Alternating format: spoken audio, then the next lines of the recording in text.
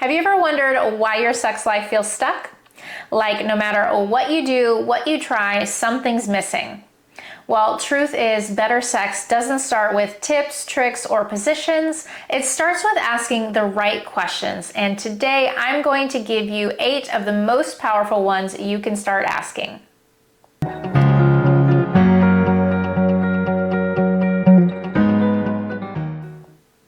Hi everyone, I'm Dr. Holly, a sex and relationship therapist, and today I'm diving into the top 8 questions to better sex.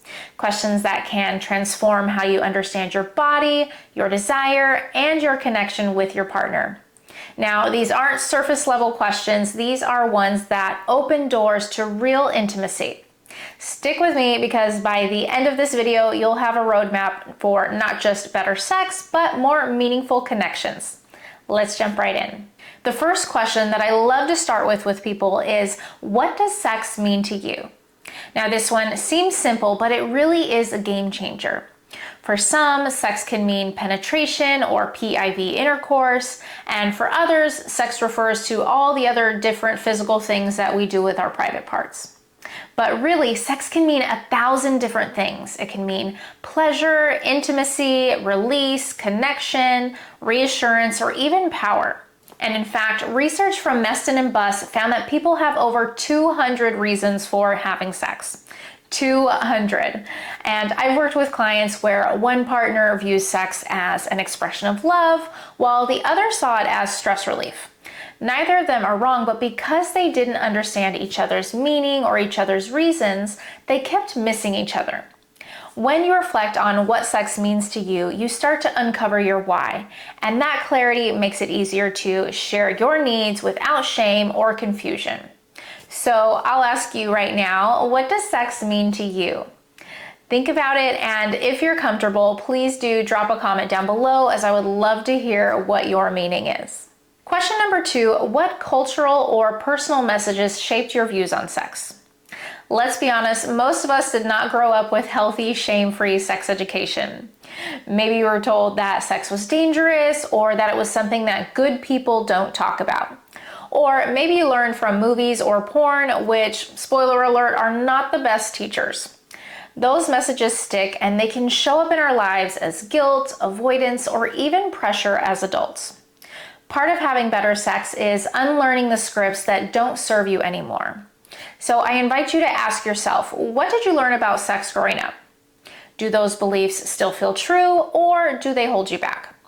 I'll share personally, I grew up in a house where sex was not talked about, and so I learned that sex was something that you do not talk about.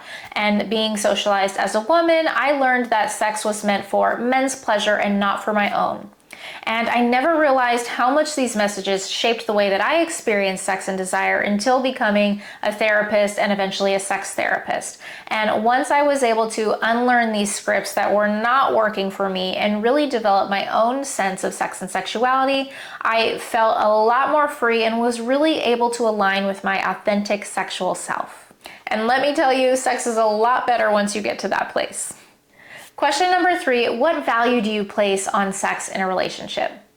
This is a big one. For some people, sex is central. It's how they feel close, it's how they feel loved. And for others, it's one part of a much bigger picture that includes companionship, parenting, and shared goals. Neither is wrong, but when partners place different values on sex in the relationship, it can create tension. I see this all the time in therapy where one partner says, sex just isn't that important to me, and the other says, without it, I do not feel connected. The real problem isn't the difference that they're experiencing, but it's the silence around the difference and the lack of understanding. So I'll invite you to ask yourself, how important to you is sex in a relationship? How important is it to your partner? The answers don't have to match perfectly, but naming it openly can be the first step toward bridging that gap. Question number 4, how can you turn yourself on? For so many of us, we often rely on our partners to turn us on or to create desire within us, but in reality, we're responsible for our own experiences of desire. Additionally, a lot of us experience responsive desire, meaning that our desire responds to a stimulus. So if you're wondering what turns you on and want to figure that out so that you can be more turned on with your partner, I invite you to ask yourself, what sparks you? Is it reading erotica? Is it taking a hot shower? Is it dancing with your partner? Sometimes it's not sexual at all. It's simply being relaxed and being present enough to receive desire. Here's a tip. Make a list of all the things that light you up, even outside the bedroom. When you know how to turn yourself on, you stop waiting for your partner to make it happen or for sex to just spontaneously occur, and you start creating the conditions for it. And as I ask this question, I'm curious, what is something that is surprising that turns you on? For me, it's seeing my husband do the dishes, or what I like to call chore play. And for you, it might be something completely different. But comment in below something surprising that sparks desire within you. And that way, other folks in the comments can see how other people experience desire and might be inspired themselves. Number 5, what are your brakes and your accelerators? Here's the science behind that. The dual control model shows us that our sexual response system has both accelerators, or things that turn us on, and brakes, or things that turn us off or shut desire down. Accelerators could be flirty texts, novelty, or physical touch, and brakes could be things like stress, unresolved arguments, or feeling self-conscious about your body in the bedroom. I once worked with a couple where the wife kept saying, "I just don't feel like I'm in the mood." And when we explored further, we realized that it wasn't about her not wanting sex. It was that she had her foot so hard slammed down on the brakes with stress, exhaustion, parenting, and tension with her partner that she was unable to experience desire. Once we worked on taking her foot off the brakes and reducing those stressors, she was able to reconnect with what felt good to her.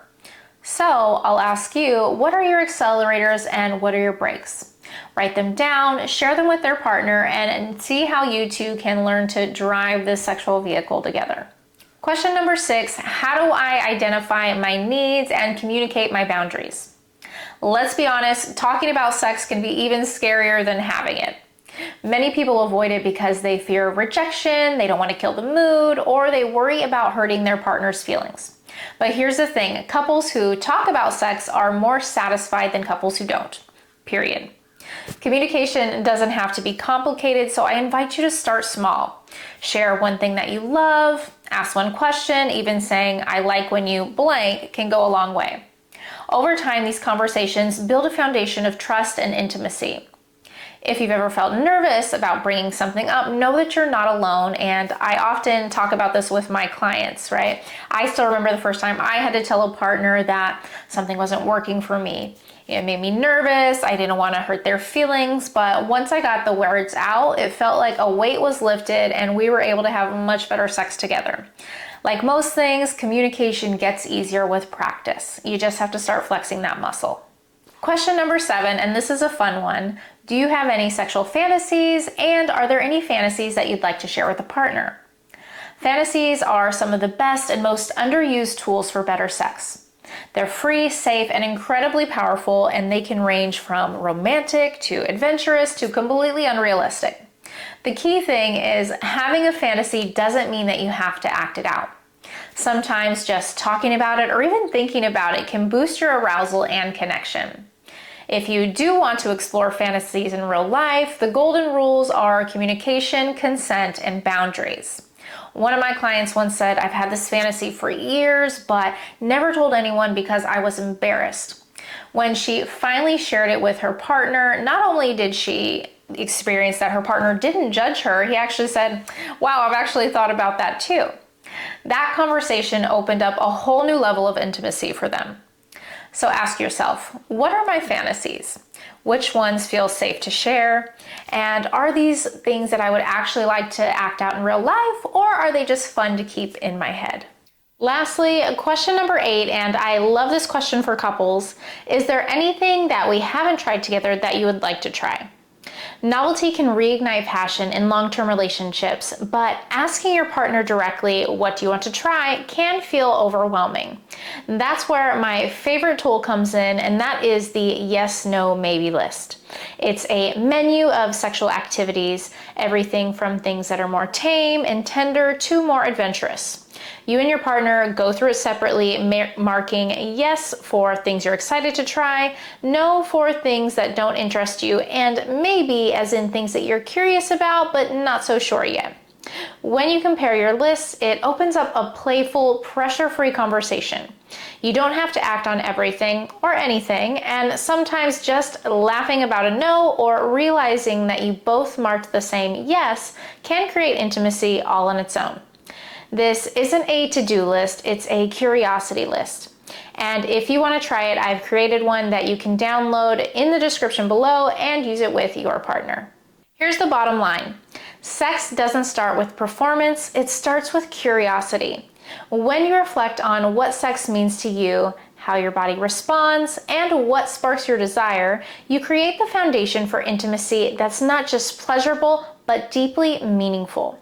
So let me know, which of these 8 questions do you want to start with? Go ahead and post down below in the comments. That's it for today. Thanks so much for watching. Please don't forget to like, comment, and subscribe. And remember, you deserve a healthy, happy, and pleasurable life.